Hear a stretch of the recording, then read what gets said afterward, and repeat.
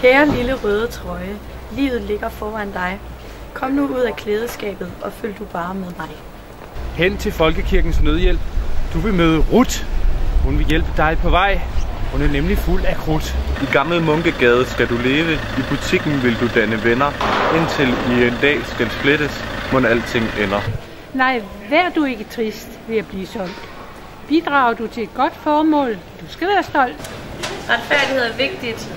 Pengene fordeles smukt til dem, som er i nød, og dig, som har været brugt.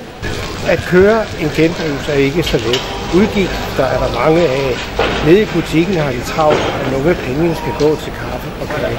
Pengene skal først i banken, så skal de sendes afsted til kontorerne i København. Målet er at skabe fred. Selvom turen indtil nu har været lang, er pengene ikke færdige med at rejse, nej.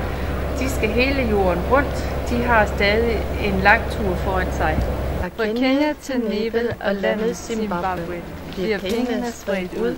De redder utallige liv med hjælp fra den store Gud. De udsatte lande har brug for hjælp. Folk bliver udsat for slemme ting. De sulter og lider. De fleste har ikke engang en seng.